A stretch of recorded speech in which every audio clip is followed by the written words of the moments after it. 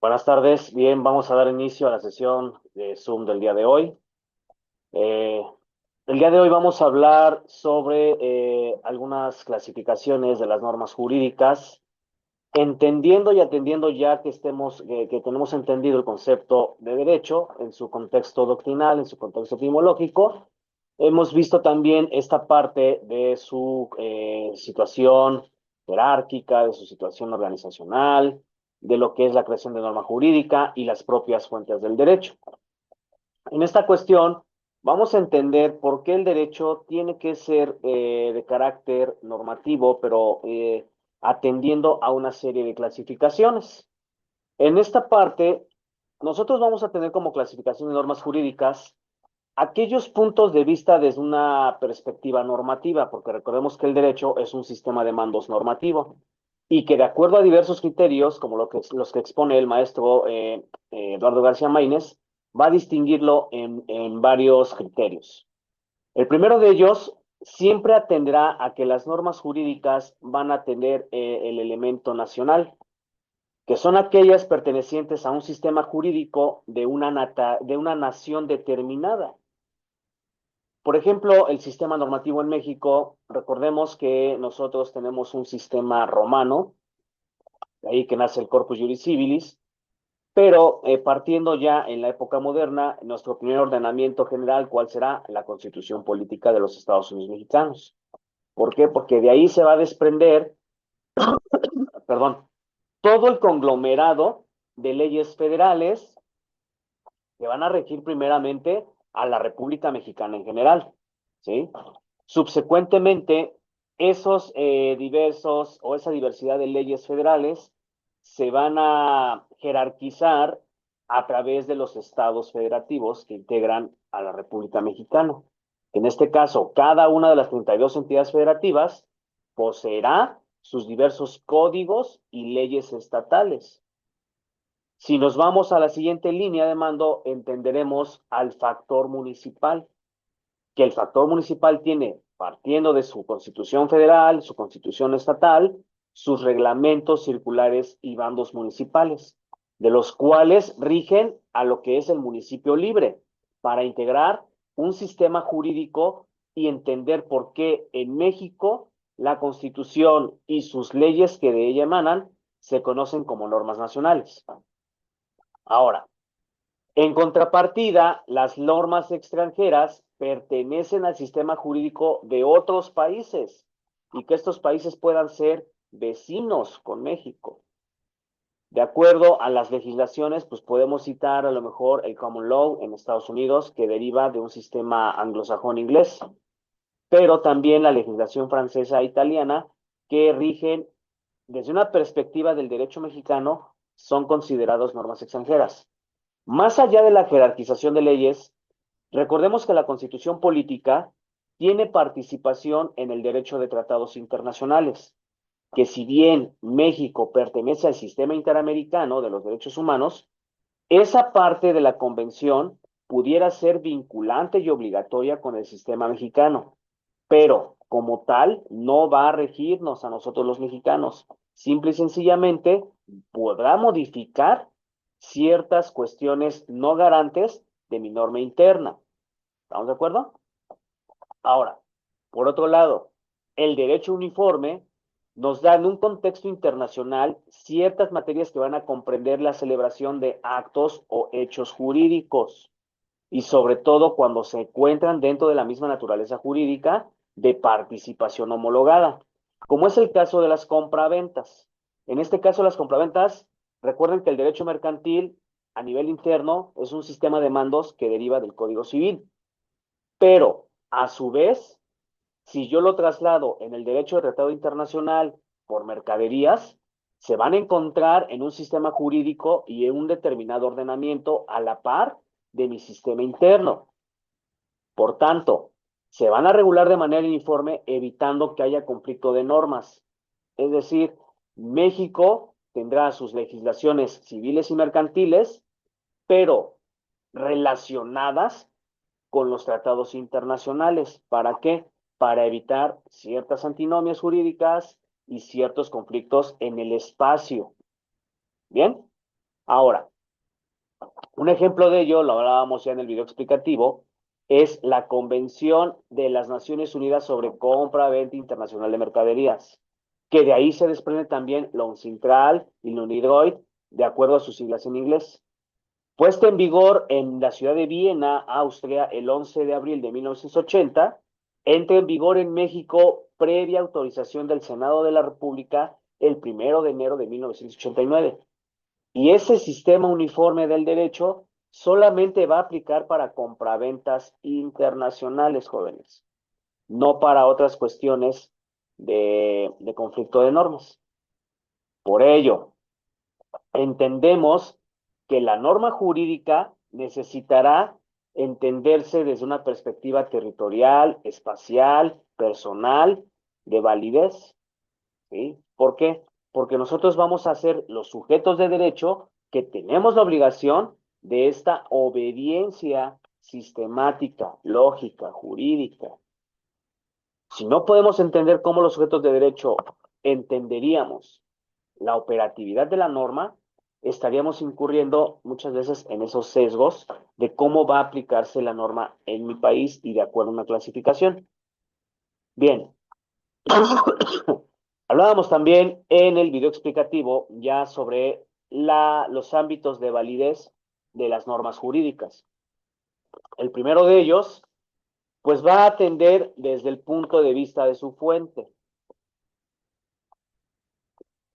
Ahora, atendiendo desde el punto de vista de su fuente, la semana anterior vimos lo que fue el tema de las fuentes del derecho, las fuentes reales, formales e históricas. ¿Sí? En este caso, nos vamos a centrar como parte del ámbito de vista de la fuente, específicamente a la fuente formal del derecho, y que de acuerdo a ese punto de vista vamos a entender a la legislación, la jurisprudencia, la propia costumbre, esas normas jurídicas de carácter individual, la doctrina y los principios generales del derecho. Resumiendo un poco lo visto la semana anterior, recordemos que etimológicamente fons, fontis es el vocablo en latín de fuente y que la Real Academia de la Lengua Española nos dice que es ese manantial donde brota el agua.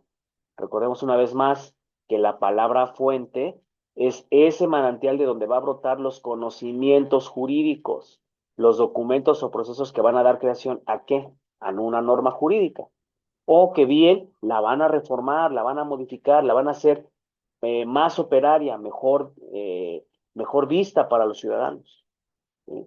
Entonces, recordemos que las fuentes del derecho serán esas expresiones de los procedimientos para la creación de la norma jurídica como tal, y de los cuales a través de esos diversos procesos, bueno, va a dar origen a formular y promulgar determinadas reglas de observancia general, de observancia específica. ¿Y jóvenes?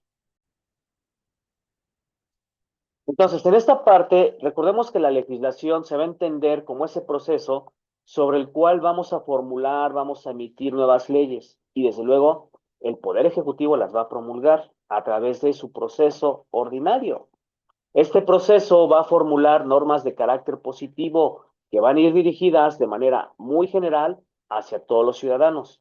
A ese proceso de formulación de normas positivas se le da el nombre específico de ley.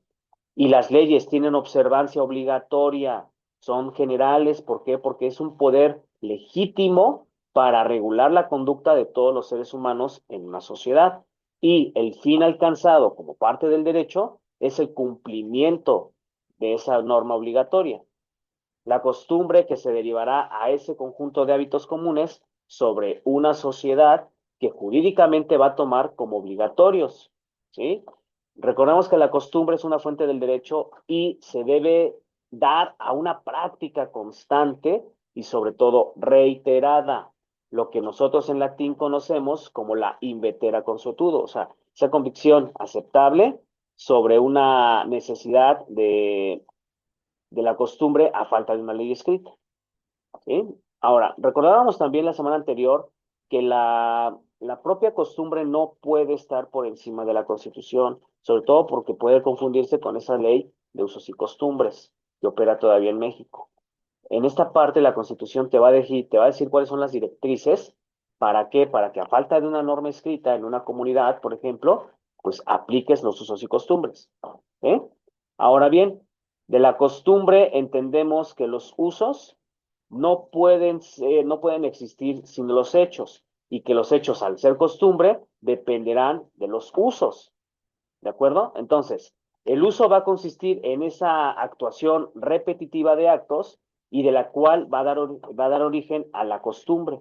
Por tanto, la costumbre es consiguiente y es causa de los usos. ¿Vale? Ahora, por otra parte, recordábamos también que la jurisprudencia son, de acuerdo desde el punto de vista de Justiniano en Roma, como ese conocimiento de cosas divinas, humanas, pero también va a ser ciencia de lo que es el derecho en la parte justa e injusta. Es entendida como la parte científica del derecho. Por eso siempre estamos hablando de que los abogados no nada más nos debemos de dar a la tarea de entender las codificaciones desde el punto de vista positivo, desde el punto de vista adjetivo, subjetivo y normativo, sino también desde el punto de vista científico, porque nosotros tenemos que empezar a elaborar estructuras científicas, agotar los métodos científicos para entender por qué una norma puede estar afectando de una manera no garante a un sistema social, ¿sí? Recordemos también que la jurisprudencia están contenidos sus preceptos en las decisiones del Poder Judicial en los ámbitos de competencia de cada uno de sus tribunales y juzgados de operatividad, ¿sí? Ahora bien, desde el punto de vista doctrinal, pues recordemos que la jurisprudencia es esa ciencia entendida como parte del derecho al hacer el conocimiento de las cosas divinas humanas para determinar qué es justo o qué es injusto, y que es un conjunto sistematizado de conocimientos acerca del derecho también. ¿De acuerdo? Ahora, por otro lado, la jurisprudencia en esta construcción, pues tiene etapas, ¿no? De acuerdo a los razonamientos que, se van a aplicar. Por un lado, pues tiene una parte de intención, en donde, bueno, determinará la voluntad de cada uno de los intervinientes en el proceso de jurisprudencia. ¿Para qué? Para determinar los fines fundamentales, que son la justicia, el bien común, la seguridad jurídica, desde luego, y la equidad, entre otros tantos más, que va a contener cuestiones deliberativas. ¿Por qué? Porque a través de las etapas de iniciación o de intención, pues se van a deliberar esos conocimientos. ¿Para qué? Para establecer conceptos jurídicos, la propia jurisprudencia técnica, que es un tema que vamos a ver ya al final de nuestro curso, y sobre todo que como fuente formal del derecho debe atender tanto a la costumbre como a los principios generales del derecho y propiamente a la doctrina, que resultan sus resultados eh, tendientes, convenientes y necesarios a una deliberación más consistente para conseguir un fin común, un fin ordenado, un fin colectivo. Y que de acuerdo a esa decisión, los jueces, los juzgadores, tendrán los elementos para determinar más adecuadamente la realización y consecución de los fines del derecho, ¿sí? Que de acuerdo a esos criterios ya razonados por parte de los órganos jurisdiccionales, se va a ejecutar cada una de las acciones que van a ser tendientes y necesarias para encaminar los fines del derecho, ¿sí? Dicho de otra manera, recordemos que la jurisprudencia es esa sabiduría que tienen todos en este caso, nuestro sistema jurídico, los ministros a la Suprema Corte de Justicia de la Nación. ¿Para qué? Para que, de acuerdo a su expertise jurídica, el Pleno pues domine a través de conceptos y técnicas jurídicas esa manera prudente para resolver de manera no solo objetiva, sino también justa esos problemas que no se han podido resolver sobre ciertas coyunturas entre los particulares o entre los particulares del derecho.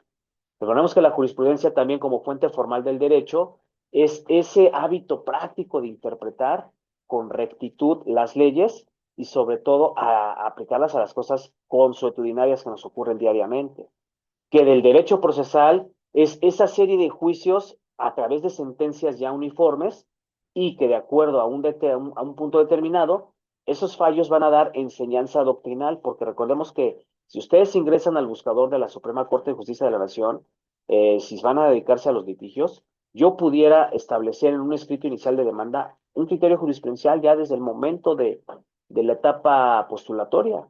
porque eso le va a dar más peso específico a mi demanda, que de acuerdo con el maestro Burgoa, se van a considerar, interpretar, razonar y estimar esas cuestiones jurídicas que hace una autoridad judicial con un sentido congruente, con un sentido ininterrumpido, pero sobre todo con un sentido uniforme, para resolver puntos de vista desde la cuestión jurídica. Y que esas sentencias uniformes comprendan los fines específicos del derecho. ¿Y jóvenes? Bien, en esta parte vamos a hablar ahora de lo que ya son la clasificación de las normas, ahora atendiendo a un punto de vista espacial. Recordemos que México pertenece en el globo terráqueo a una expansión territorial, comprendida por los límites geográficos, si nos vamos al norte con Estados Unidos, si nos vamos al sur con Guatemala, con Belice, parte de los mares, territorios, arrecifes. Entonces, en esta parte México, en el ámbito espacial de validez de la norma, su constitución, que es la carta magna de todas las leyes, tendrá operancia y distinción para qué? Para las cuestiones federales, locales o estatales y desde luego las municipales. ¿Sí? Y que de acuerdo con el ejercicio del poder público, esas normas se van a circunscribir sobre competencias en relación al territorio. Ahora, recordábamos en el video explicativo lo que referí, que México también tiene algo que se llama extensión territorial. ¿Qué va a comprender extensión territorial? Pues todos esos aquellos mares, esas aguas, esos espacios aéreos, espacios de embajadas, de consulados, por los cuales el ámbito espacial pueda alcanzar en otro territorio que se considere no está en México, pero está, por ejemplo, en Ecuador. En Ecuador ahí puede haber una embajada, pues mi norma espacial y ese ámbito, ese criterio de ámbito espacial de validez de la norma va a operar en esa embajada aunque se encuentre en otro país. ¿Sí? Si en un espacio aéreo la aeronave proveniente de México y es de origen mexicano, pues ese ámbito espacial alcanzará desde de la cuestión federal a esa aeronave. ¿Vale? Ahora, en esta parte, si yo me centro a la jerarquización de el carácter federal, local y municipal, bueno, la Constitución, recordemos que siempre va a ser aplicable a los 32 entidades federativas, pero desde el ámbito local o estatal, cada uno de los estados libres y soberanos tiene su propia constitución, sus propias leyes, sus propios estatutos.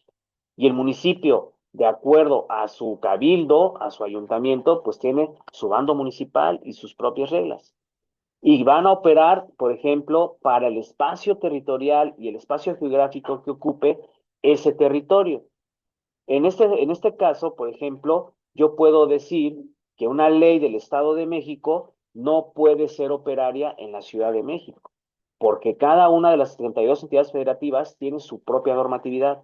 Pero si yo me centro a la parte federativa, o a la parte federal, mejor dicho, el Estado mexicano tiene observancia general con su constitución para las 32 entidades federativas.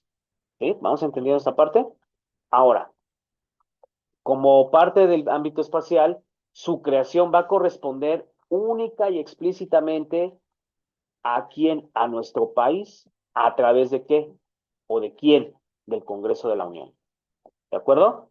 De tal manera que el propio Congreso de la Unión tiene esas facultades implícitas, ¿para qué? Para que en razón del ordenamiento justifique cuáles son los requisitos que debe reunir la creación de la norma en el ámbito espacial de validez.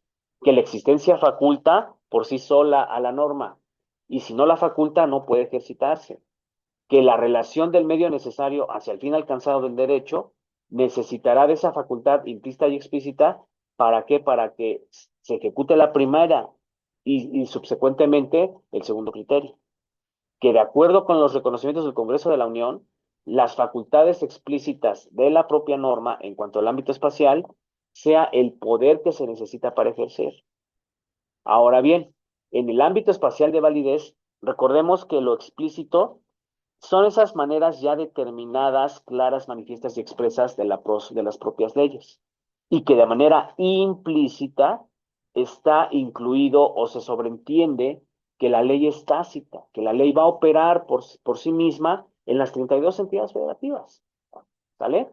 Nosotros lo que tenemos que entender en el ámbito espacial de validez es esa expansión territorial y geográfica de observancia de la propia norma. O sea, ¿cómo voy a aplicar esa norma sin transgredir a terceras o a terceros estados o a terceras personas?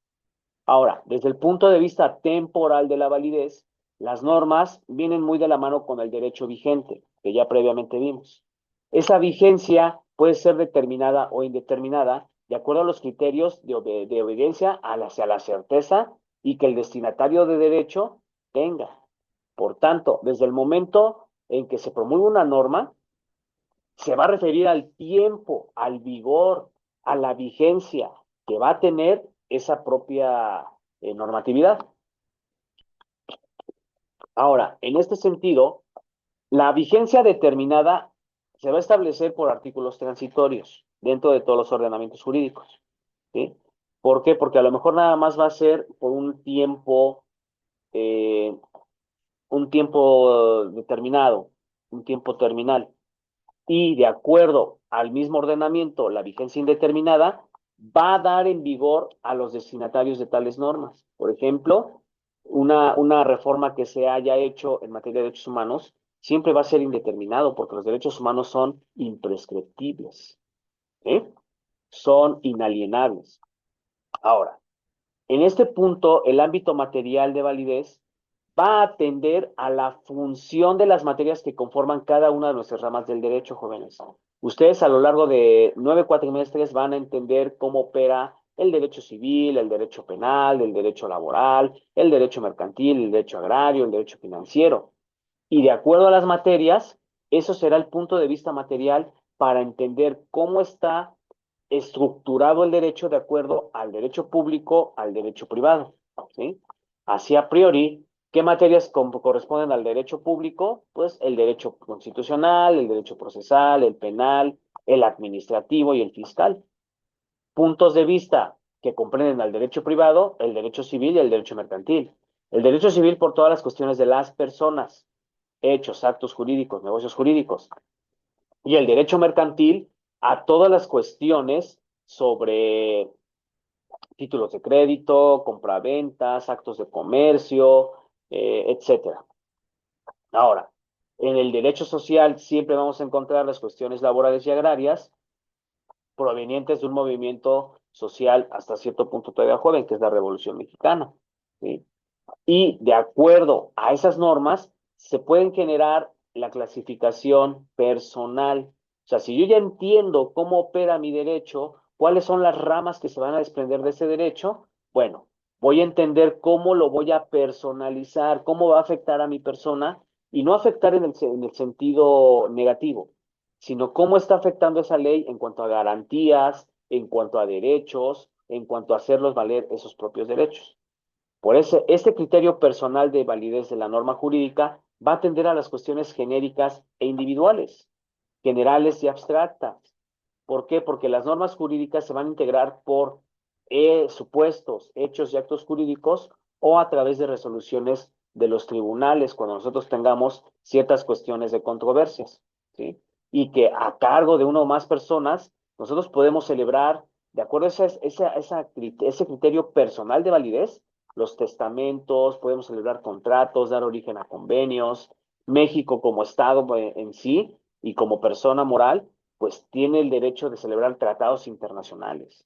Y que cuando nosotros establecemos juicios contenciosos, la sentencia nos va a atender cómo está afectando desde lo personal ese ámbito de la norma.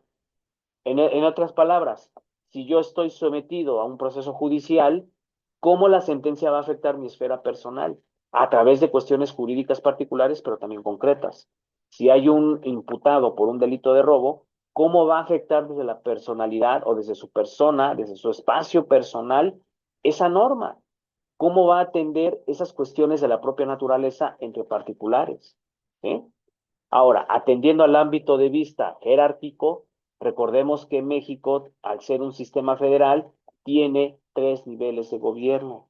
Su propia constitución está dividida en dos partes, una parte dogmática que contiene todas las garantías y derechos fundamentales, y la parte orgánica que me va a hablar de la estructura, no solo jurídica, sino también territorial, geográfica de mi país, cómo está operado lo que es la administración pública.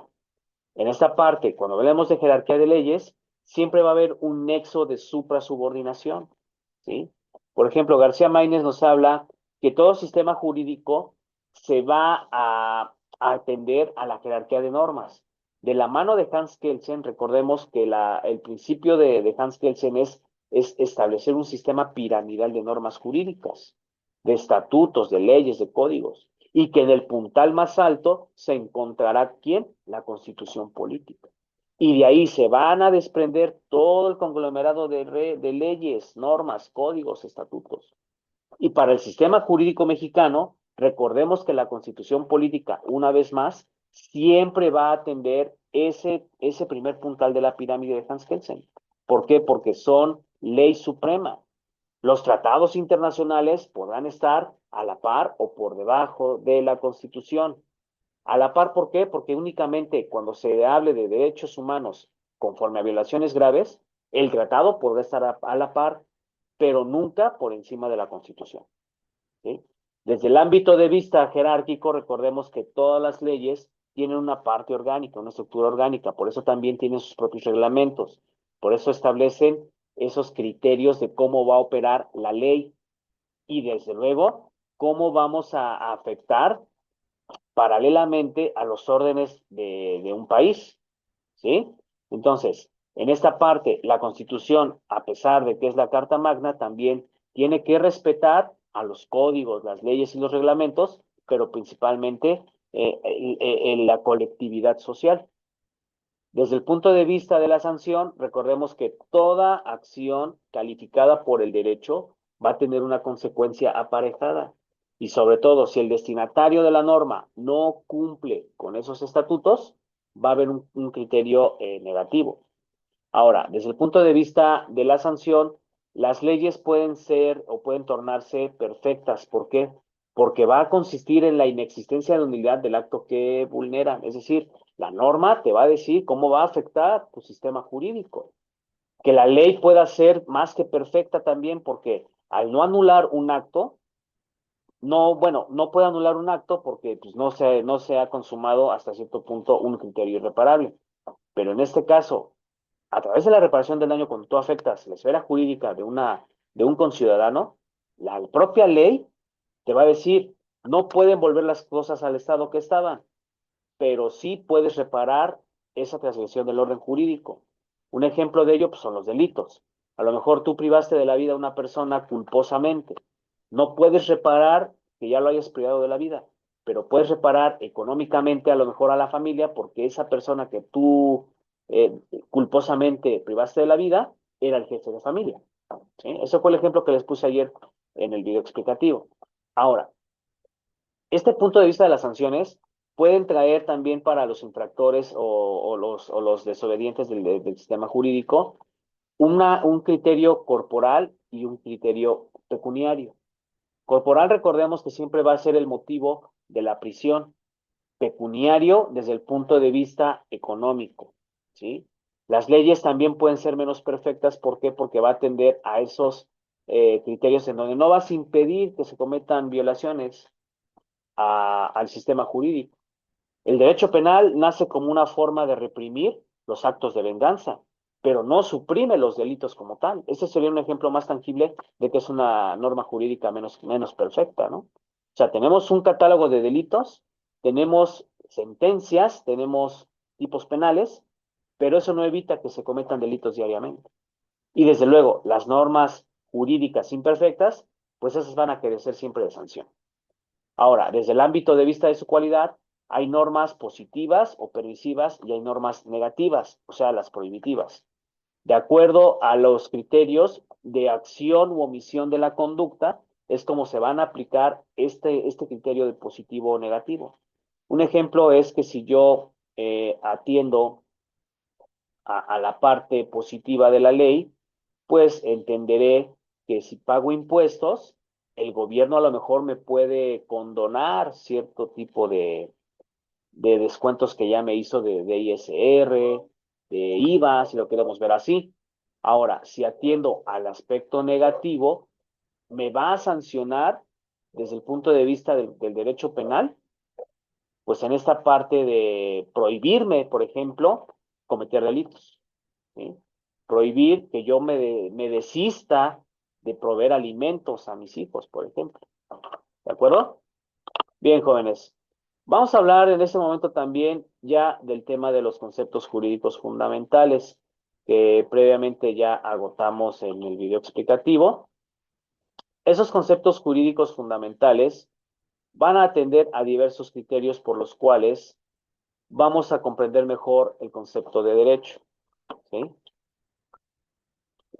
En esta parte, la formalidad que arraiga una norma jurídica siempre será de acuerdo a la participación de sus propios elementos. Y hablábamos en sesiones anteriores quiénes componen a los sujetos del derecho. Bueno, pues ya vimos que existe una relación tripartita en donde hay un sujeto activo, un sujeto pasivo y una relación jurídica, que vamos a agregar también el objeto de la relación jurídica, el propio derecho subjetivo, el deber jurídico y una sanción. ¿Para qué? Para que de manera estructurada y lógica se comprenda que no es posible pensar a las normas del derecho sin un orden jurídico, jóvenes. ¿Eh? En esta parte, los conceptos jurídicos fundamentales van a otorgar un pensamiento lógico jurídico con mejor entendimiento a través de categorías generales y abstractas, ¿sí? Y que esos conceptos se van a encontrar presentes en todo el orden jurídico de la disciplina que nosotros tengamos, sea constitucional, administrativa, fiscal, procesal, penal, civil, financiera, entre otras.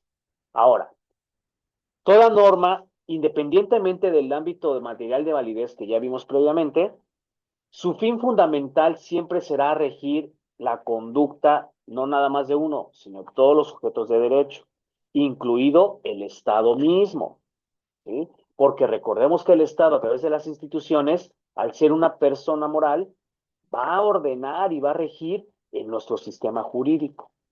Ahora bien, en esta parte, la estructura formal de la norma nos va a dar la realización de supuestos jurídicos para que a través del objeto directo o indirecto encontremos ese vínculo que nos va a relacionar jurídicamente con quién, con los derechos subjetivos y deberes jurídicos. ¿Para qué? Para que observemos o inobservemos las normas atribuyentes a una sanción. Dicho de otra manera, los conceptos jurídicos fundamentales, al ser generales y abstractos, los vamos a encontrar en las materias específicas de la ciencia jurídica, ¿sí? Nosotros vamos a encontrar, por ejemplo, dime, ¿para qué atiende el derecho agrario? ¿Qué cuestiones atiende el derecho agrario? ¿Y cuál será su relación jurídica? Ah, bueno, pues en esa observancia de carácter formal del concepto fundamental del derecho, pues el derecho agrario me sirve para ver las cuestiones de la tierra, para ver las cuestiones de los ejidos, para ver las cuestiones de cómo el campesino puede hacer valer sus derechos subjetivos para poder mercar lo que él está produciendo de la tierra, ¿sí? Ahora, si estamos estructurando ya esas categorías de materias específicas, pues una vez más, si yo pienso en derecho penal, pues voy a hablar, ¿qué? De delitos. Si estoy hablando de cuestiones de carácter laboral, pues me puedo referir a las relaciones individuales y colectivas del derecho del trabajo, pero también a esos derechos de asociación que van a dar origen a la huelga, cuando no se cumplen los contratos colectivos o los contratos ley.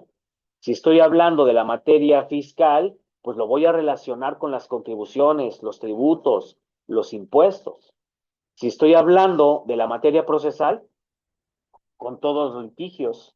Cuando nosotros tengamos controversias entre particulares o entre el Estado en una línea jerárquica, bueno, pues atenderé a esa cuestión adjetiva de cómo operan los diferentes códigos, ¿sí? ¿Quién es el sujeto del derecho? Recordemos que el sujeto del derecho es ese destinatario a quien va a dirigida esa, esa parte de la norma jurídica. Es el titular lógico de los derechos y obligaciones que la propia norma impone, ¿sí? Y que la norma, al ser un elemento prescriptivo, torna imperante y sobre todo va a ser rector de la conducta de ese sujeto de derecho y que siempre va a estar dirigido a alguien. ¿Y quién resulta titular de esos derechos y obligaciones? El sujeto. Por lo tanto, se va a tomar como el destinatario de la norma. El propio sujeto de derecho puede ser o puede tornarse titular de facultades, pretensiones, autorizaciones del propio derecho subjetivo. ¿Para qué? Para hacer valer cuestiones contenciosas, por ejemplo. ¿Sí? Es decir, el derecho subjetivo le va a atribuir facultades y obligaciones correlativas, porque recordemos que nosotros nos debemos a un sistema bilateral de normas. Yo, por un lado, Estado, te confiero derechos, te tutelo esos derechos, pero por otro lado, te voy a imponer deberes y obligaciones. Y que parte de las condiciones y capacidades de la propia norma se van a distinguir sujetos activos y sujetos pasivos de una relación jurídica. Ahora, dentro de las nociones del sujeto, como concepto jurídico fundamental, va a abarcar esos conceptos jurídicos entre cómo va a suscitarse esa relación de particulares, quién va a sostener una relación de acreedor y quién va a sostener una relación de deudor. Si hablamos de derecho penal, ¿quién será el sujeto activo y quién será el sujeto pasivo? ¿Sí? No debemos olvidar que la noción del sujeto de derecho siempre va a ir englobada y enfocada a los intervinientes de cualquier relación jurídica, independientemente del vínculo que nos corresponda.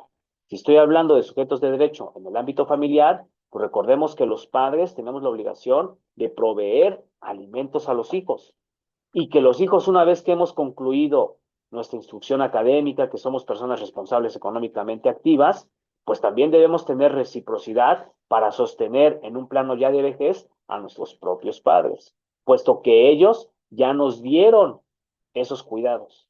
¿Sí? Esos conceptos de cómo va a afectar el derecho subjetivo al sujeto de derecho, pues lo podemos entender en esas relaciones de carácter jurídico a través de algo muy lógico. Si yo estoy hablando que el Estado, a través del SAT, va a recaudar los impuestos para meterlos al erario público, pues entenderé que mi relación jurídica será Estado-fisco y respecto de mi gobernado, que yo soy quien, el contribuyente. Si voy a celebrar compraventas, bueno, voy a tener dos figuras, un comprador, un vendedor. Si voy a entablar un juicio contencioso, pues voy a tener dos figuras, una parte actora, una parte demandada. Si estoy hablando de delitos, pues tendré un delincuente con respecto de quién, de una víctima. ¿Sí? Ahora, el supuesto jurídico va a consistir en todas esas hipótesis que la norma jurídica nos va a prever y que de acuerdo a la operatividad del propio supuesto va a generar consecuencias de derecho. En esta parte, en abstracto entendemos que hechos y actos, pero también negocios jurídicos, pueden ser esas hipótesis para generar supuestos de derechos, ya sea como un acontecimiento, lo que hemos hablado tanto a lo largo del curso, un acontecimiento natural, el nacimiento de todos los seres humanos. ¿Sí? Es una parte del derecho natural, pero que va a generar un hecho jurídico que nosotros como neonatos obtengamos la tutela de derechos del gobierno federal, pero que también nuestros padres nos provean esos debidos cuidados. Un accidente, por ejemplo, también a lo mejor un sujeto que iba conduciendo un vehículo, no sé, atropella a un peatón que imprudentemente se le atravesó. Sin embargo, le causa lesiones en el mejor de los casos y tendrá que pagar esa reparación del daño por las lesiones. Uh-huh. Entonces, para comprender esta parte del alcance y el contenido de los supuestos jurídicos, necesitamos darle explicación a las hipótesis normativas, sobre las cuales los legisladores también van a aprender a elaborar mejores proyectos de ley. Ahora, en esta parte ya tenemos al sujeto, ya tenemos, por otra parte, el supuesto jurídico, vamos a entender cómo se van a relacionar a través de ese vínculo que establece la propia norma a los sujetos activo y pasivo. Pero que esa relación se debe dar estrictamente intersubjetiva e interindividual. ¿Por qué? Porque el sujeto va a intercalarse en un deber jurídico, pero va a tener un grado de afectación de la norma. Es decir, el supuesto jurídico puede recaer sobre cosas, sobre hechos, sobre actos jurídicos. Y desde luego ahí van a tener esos elementos esenciales, lo que refiero, la teoría tripartita entre un sujeto activo, un sujeto pasivo, una relación jurídica derivada de un supuesto jurídico y que va a afectar a un objeto material o un objeto jurídico mismo de la relación jurídica. En esta parte, tanto la relación jurídica como el objeto son esas categorías que van a ordenar al sistema jurídico y que se va a entender como obligación jurídica, o sea, van a ser una obligación jurídica, ¿sí? A ver si me di a explicar. Esas categorías de la relación jurídica y el objeto van a dar génesis a lo que conocemos como obligación. Y para que éstas puedan ser el vínculo jurídico estrecho o intrínsecamente a los sujetos de derecho, podrá tener ese constreño de la ley, esa obligación. ¿Para qué? Para que las personas sujetas de derecho tengamos elementos de dar, hacer y sobre todo no incurrir en las cuestiones de no hacer. ¿Bien? Por lo tanto, la relación jurídica será el vínculo entre el sujeto de derecho, la conducta que debe observar ese sujeto de derecho y el objeto directo e indirecto. ¿Para qué? Para las cuestiones de dar, de hacer o de no hacer. Esto lo vamos a comprender, como lo dije ayer en el video explicativo, en las cuestiones del derecho civil. Cuando ustedes vean acto jurídico específicamente. ¿Sí? Ahora bien, en esta parte la norma jurídica siempre va a atender al derecho subjetivo. Y el derecho subjetivo es ese poder, esa pretensión, esa facultad y sobre todo la autorización que de acuerdo a la norma jurídica general tiene un sujeto de derecho frente a otros sujetos que forman parte de su colectividad para desarrollar las actividades y los supuestos jurídicos derivados de la propia norma jurídica. El derecho subjetivo sí va a aplicar en cierta forma ese poder de pretensión. ¿Para qué? Para que la autoridad misma, facultada por la ley, se pueda ejercer un poder legítimo frente a los gobernados. Recordemos que el Estado siempre va a entender esa cuestión de jerarquía para tutelarnos derechos, para protegernos, para hacerlos respetar. Pero nosotros como sujetos de derecho en un plano particular, también tendremos que tener la obediencia necesaria y respetar esas normas de la ley, ¿sí? En esta parte, si yo celebro contratos, necesitaré entender cómo me está afectando el derecho subjetivo, ¿para qué? Para aplicar esa norma, ¿de acuerdo? Ahora, en esta cuestión, entendamos también que el derecho subjetivo va a conferir ese ámbito procesal.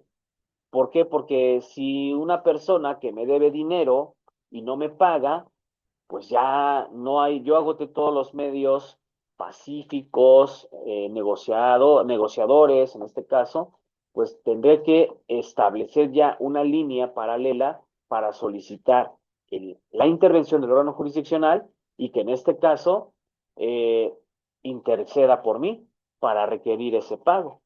Un ejemplo de ello es el juicio especial de acreedores, ¿no? En donde una persona que le deba dinero a una serie de personas en colectividad, pues el Estado a través de los órganos jurisdiccionales le va a obligar a cumplir con esas obligaciones, ¿sí? En esta parte, la facultad que el sujeto de derecho tiene, de acuerdo al derecho subjetivo, es esa cuestión correlativa entre la obligación y el deber a cargo del sujeto pasivo de la relación jurídica. Entre esa cuestión de cómo voy a relacionar al derecho, perdón, al sujeto activo con el derecho, con el sujeto pasivo de la relación jurídica. ¿Sí? Puede implicar una autorización, sí, ¿para qué? Para recurrir a las cuestiones constitucionales y de carácter administrativa sobre las garantías que nos operan en nuestro país. En esta parte, recordemos que nosotros tenemos derechos humanos, derecho a la libertad, derecho a la libertad de manifestación de ideas, a la libertad de culto, a la libertad de educación, a la libertad de escoger el trabajo que a mí más me satisfaga mientras sea lícito.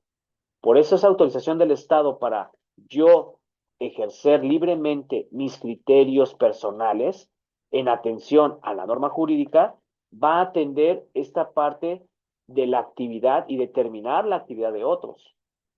Una persona que es empleadora y genera fuentes de empleo va a determinar la conducta dentro de su centro de trabajo de los otros individuos que participen en esa relación laboral, ¿sí?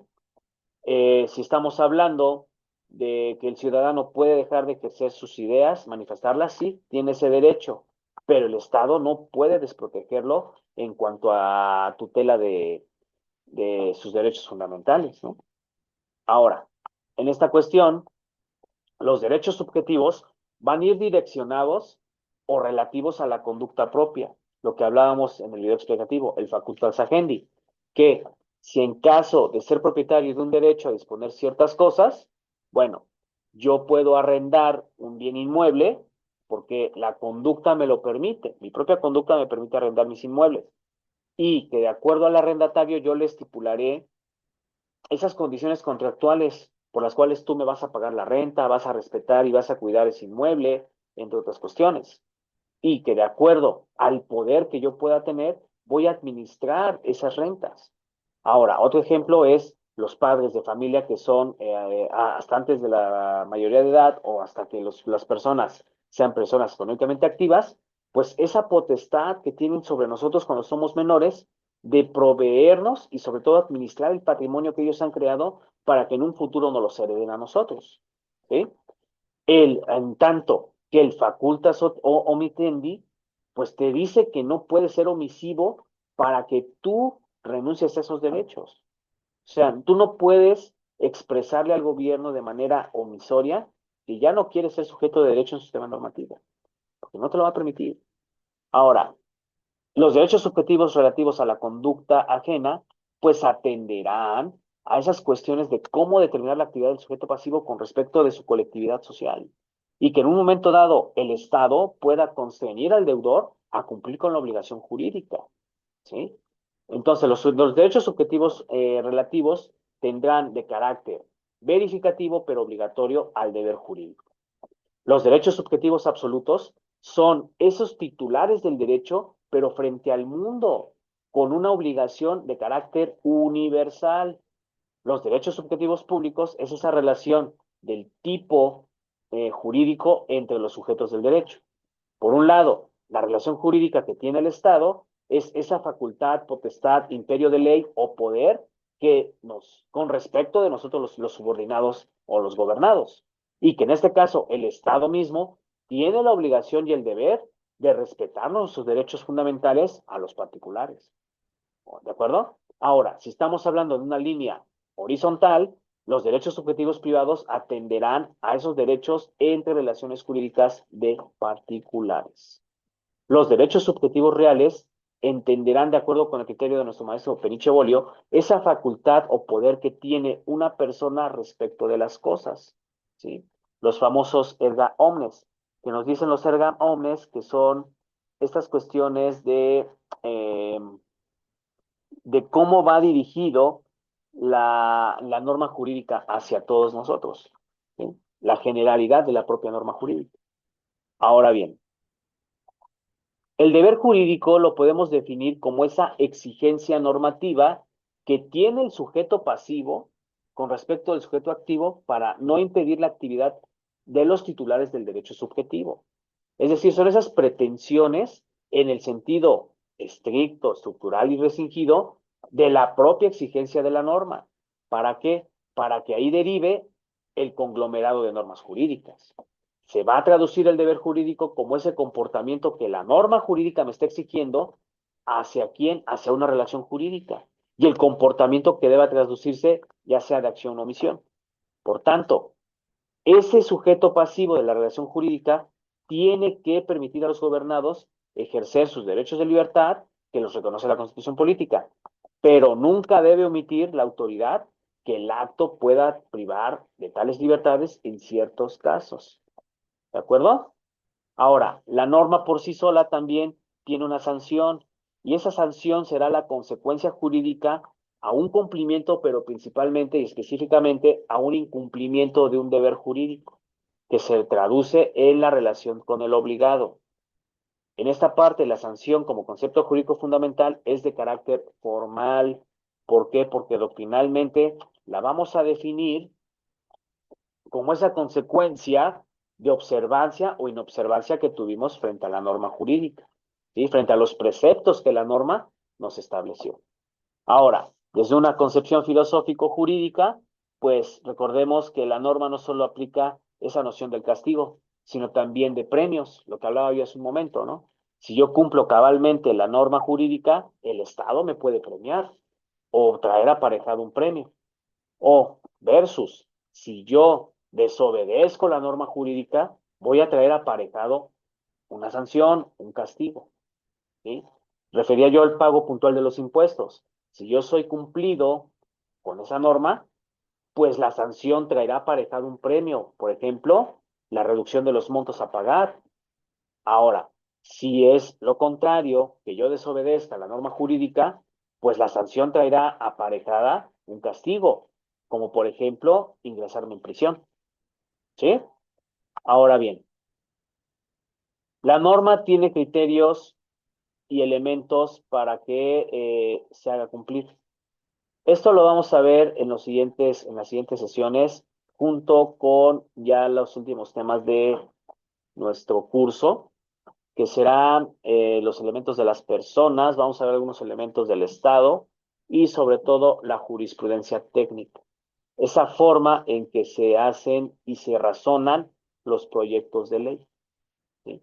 Vamos a concluir la siguiente semana con esta parte de, no obstante, tienen que revisar ustedes el video explicativo, ahí sí concluí yo los temas, y que en esta parte también ustedes vean cómo funciona la estructura lógico-jurídica de los conceptos jurídicos fundamentales.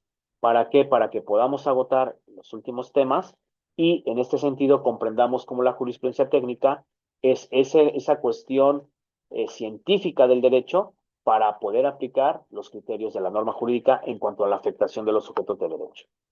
¿De acuerdo, jóvenes? Bueno, no me queda más que agradecerles su atención a la sesión del día de hoy.